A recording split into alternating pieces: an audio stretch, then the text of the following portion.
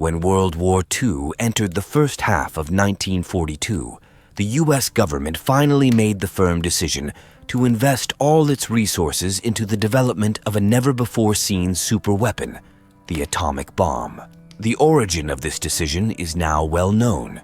On August 2, 1939, a group of scientists led by Albert Einstein wrote an earnest letter to President Roosevelt, urging him to order the full-scale development of nuclear weapons. The reason was that the Germans, under the leadership of Heisenberg, had already begun work on such a project. If this superweapon were to fall into the hands of the inhumane Nazis, the consequences would be unimaginable. Although no one had ever undertaken such a task before, it was clear that this would be a monumental project.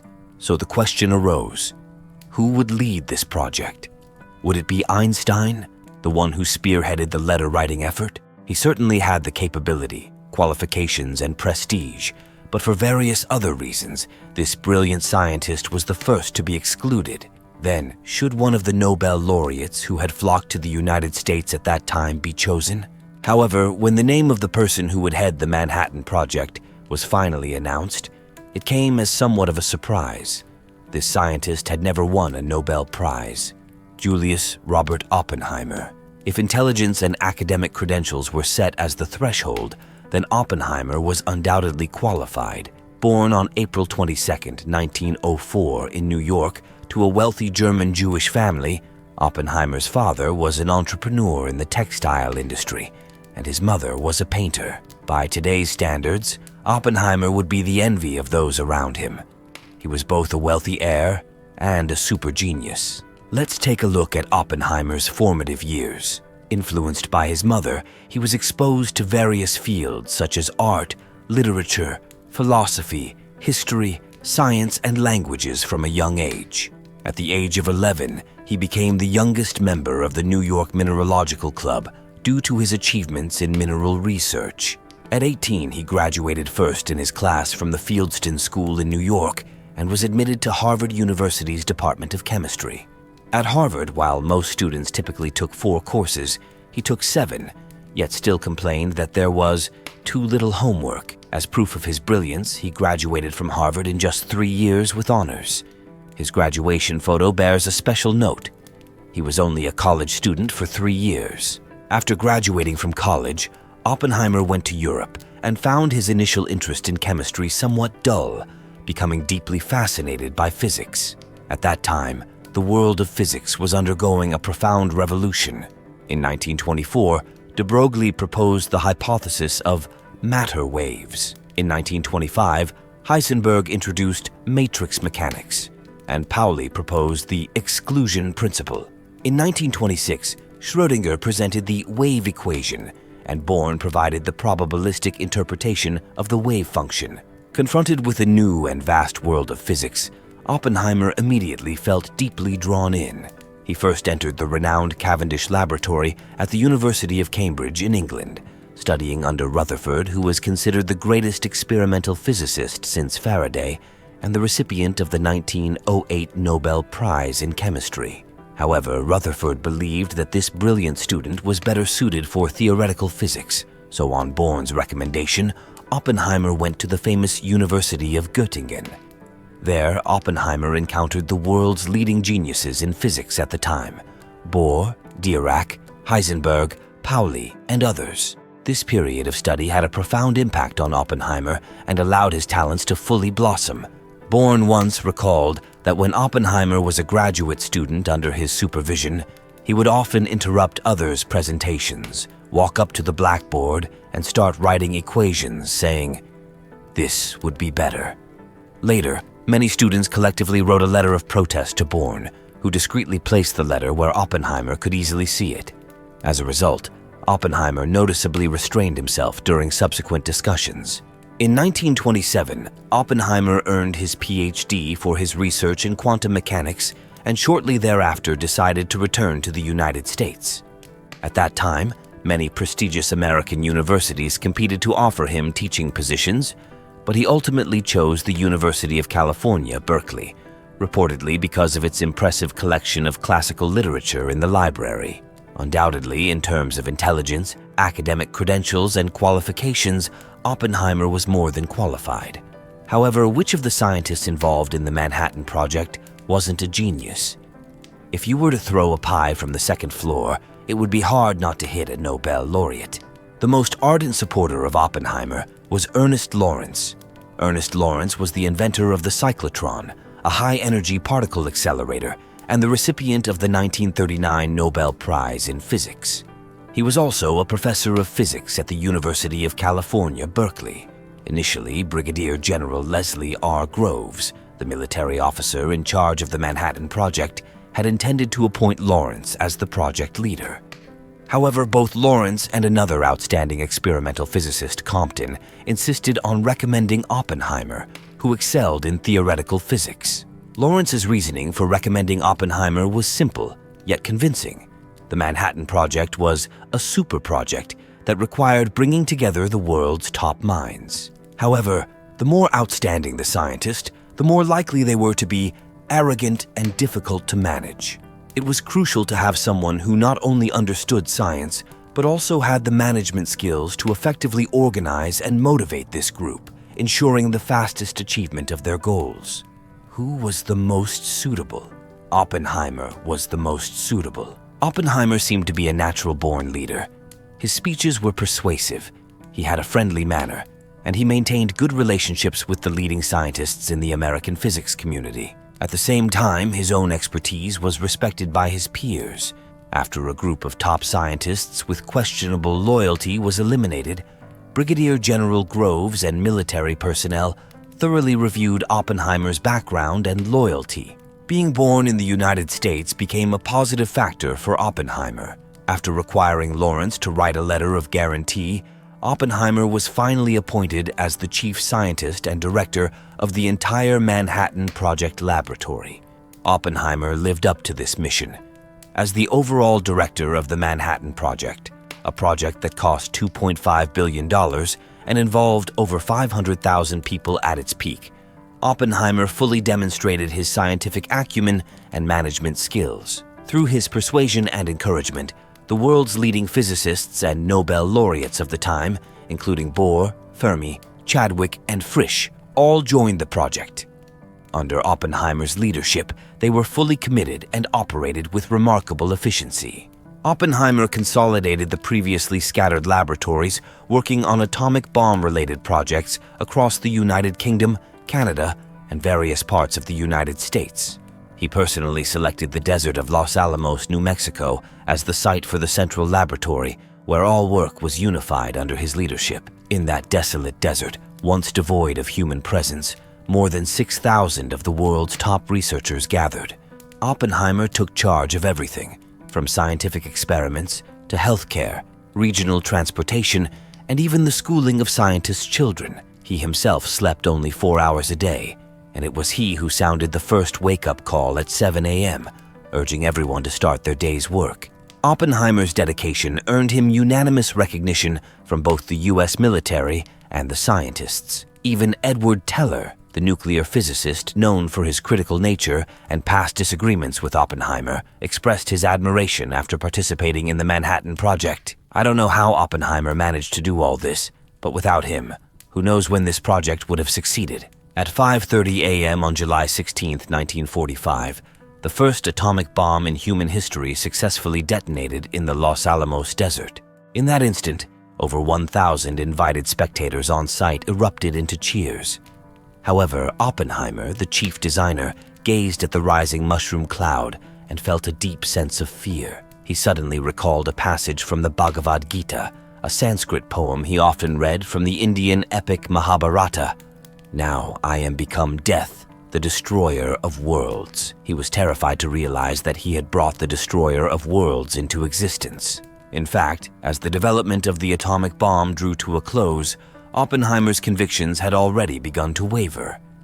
Around that time, news came from Europe that the Soviet army had captured Berlin and Hitler had committed suicide. Meanwhile, in the Pacific Theater, the Japanese forces were already retreating step by step, and their defeat was only a matter of time. This deprived the scientists who had been working day and night on the atomic bomb of their greatest motivation, The rush to complete the weapon was to prevent Nazi Germany from getting it first, and now that threat had been eliminated. When the Allies were already on the verge of winning the war, the scientists involved began to feel pangs of conscience. Was the creation of this superweapon of mass destruction still necessary? Oppenheimer and other scientists proposed a naive suggestion. Could they conduct a demonstration bombing in an uninhabited area instead? This proposal was quickly rejected by the US government. The Manhattan Project had taken 3 years and cost billions of dollars. How could they justify it to Congress, to the taxpayers, and to the opponents if it didn't produce results in combat? On August 6th and August 9th, 1945, atomic bombs were dropped on Hiroshima and Nagasaki, Japan, and in a flash of white light, over 100,000 people were reduced to ashes. In October of that year, Oppenheimer resigned as director of the Los Alamos laboratory and returned to teaching at the University of California, Berkeley. By that time, he had already gained worldwide fame and attention. 2 years later, Oppenheimer was appointed director of the prestigious Institute for Advanced Study in Princeton and became chairman of the General Advisory Committee under the United States Atomic Energy Commission, the government's energy decision-making body. This was the highest political position imaginable for a scientist in the United States at the time, and Oppenheimer, through his own abilities and achievements, pioneered the influence of scientists on US government decisions. However, having reached this pinnacle through the development of nuclear weapons, Oppenheimer began to advocate for the US government to halt and limit nuclear weapons research. As a scientist, he believed that he and his team had not contributed to the well-being of humanity, but had instead cast a shadow over the future of civilization. In the biography of Truman, there is a recorded incident where Oppenheimer met with the then President of the United States, Harry Truman. Oppenheimer, emotionally distraught, said to him, "Mr. President, I have blood on my hands." Truman's response was even more intense. "The blood is on my hands. There's more blood on my hands than on yours. You just leave this matter to me." After Oppenheimer left, Truman reportedly told those around him that he never wanted to see that man again. Yet Oppenheimer still failed to grasp the US government's determination to develop nuclear weapons. On July 1st, 1946, the United States conducted its 4th atomic bomb test at Bikini Atoll, and Oppenheimer refused to attend. He even wrote a letter to Truman beforehand, requesting that the test be canceled. Truman once again commented on Oppenheimer, calling him the crybaby scientist. As another effort to prevent the further development of nuclear weapons, Oppenheimer explicitly refused to support fellow scientist Edward Teller, stating that he would not contribute, nor was he willing to contribute. At the time, Teller was seeking Oppenheimer's backing to continue research on the hydrogen bomb, which would be even more powerful than the atomic bomb. However, as a scientist, Oppenheimer failed to fully recognize that the international situation had already undergone dramatic changes. After World War II, an iron curtain slowly descended between the former Allies, the Soviet Union, and the Western powers. On August 29, 1949, the Soviet Union announced the successful detonation of its first atomic bomb, shattering the nuclear monopoly that the United States had painstakingly established in just 4 short years. Meanwhile, the Chinese Communist Party, through the Liberation War, had established an unshakable dominance in China within just over 3 years.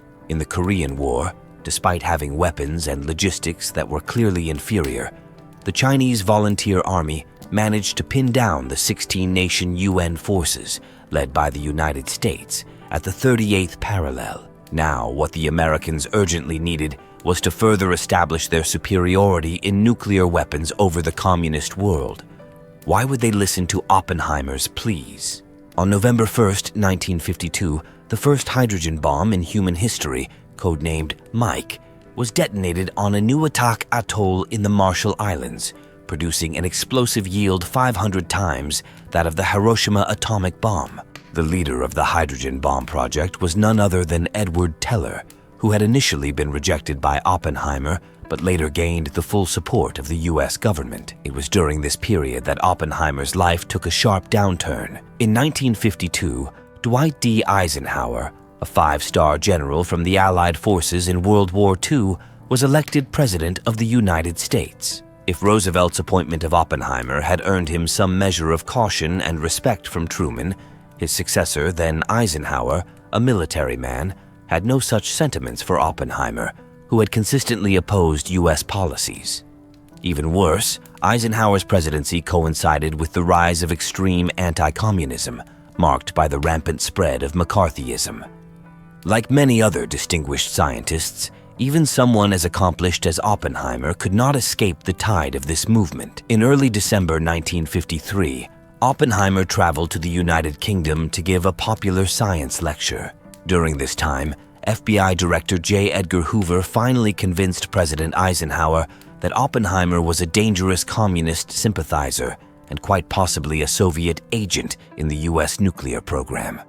As a result, when Oppenheimer returned to the United States on December 21st, he was informed that he either had to voluntarily resign from his governmental positions or face a hearing to address the charges against him. Although Oppenheimer knew that he had been under close surveillance and wiretapping during his time overseeing the development of the atomic bomb, he was still greatly shocked by the accusations. Without hesitation, he refused to resign and decided to attend the hearing. On December 23rd, the 4-week-long hearing against Oppenheimer began, marking the start of the historically significant Oppenheimer affair. At the hearing, the FBI presented Oppenheimer with 24 charges, but they mainly boiled down to 2 points. First, in his youth, Oppenheimer had extensive contact with and maintained ties to numerous left-wing organizations. Many of his students were leftists or even communists. His wife, Katherine Harrison, was a leftist, and his brother, Frank Oppenheimer, had been a member of the American Communist Party. Second, Oppenheimer had consistently obstructed and displayed a negative attitude toward the U.S. development of the hydrogen bomb, which was seen as a clear alignment with Soviet interests and a sign of disloyalty to the United States. To support these accusations, Edward Teller, who had clashed with Oppenheimer in the past, testified at the hearing. While his words were vague, his message was clear. The security of America's nuclear program would be better ensured if it were not in Oppenheimer's hands. The entire American scientific community was shaken by the proceedings. Apart from Teller, the vast majority of scientists who testified at the hearing expressed that putting someone on trial for their nuclear policy being at odds with the government was a violation of the spirit of democracy. 158 scientists from the Los Alamos laboratory, where Oppenheimer had once worked, signed a petition opposing the trial. Einstein went so far as to repeatedly protest in publications like the New York Times, condemning the U.S. government's persecution of atomic physicist Oppenheimer. Oppenheimer denied all the charges against him at the hearing, but it seemed the government had no intention of listening to his defense or the public outcry. In the end, the hearing committee issued its verdict. No evidence was found that Oppenheimer had ever been disloyal to the country. However, in a bitter irony, despite this conclusion, the U.S. government still decided to revoke all of Oppenheimer's security clearances and privileges, effectively banning him from any involvement with atomic energy projects. This was undoubtedly a devastating blow to Oppenheimer, who had always hoped to use his political influence to promote the peaceful use of atomic energy on an international scale. As Oppenheimer approached his 50th birthday, his life had plummeted from its peak to its lowest point. In the years that followed, Oppenheimer aged rapidly. Oppenheimer finally waited 9 years for his rehabilitation. In 1960, John F. Kennedy was elected president. By that time, the frenzy brought on by McCarthyism had already subsided. Shortly after his election, Kennedy confided to his aides that he wanted to compensate those who had been persecuted, including Oppenheimer. Kennedy chose to honor Oppenheimer by awarding him the 1963 Enrico Fermi Award, the highest U.S. recognition in the field of atomic energy, along with a $50,000 prize, equivalent to the annual salary of the U.S. Secretary of State at that time. However, just 10 days before the award ceremony, Kennedy was assassinated. Kennedy's successor, Lyndon B. Johnson, attended the award ceremony on December 23, 1963. During the ceremony, as the 59-year-old Oppenheimer walked toward the podium, he accidentally stumbled, President Johnson quickly reached out to steady him, but Oppenheimer pushed Johnson's hand away and said, "Mr. President, when a man is growing old, there's no point in trying to support him. It's the young who need your support." In his acceptance speech, Oppenheimer said, "I believe that today's ceremony requires your courage and tolerance, and I see it as a sign of our bright future." As he spoke these words, Oppenheimer already knew that although the government had restored his reputation in this way, he was still prohibited from accessing any atomic energy secrets. Oppenheimer finally retired in 1966, but he soon discovered that he had developed throat cancer.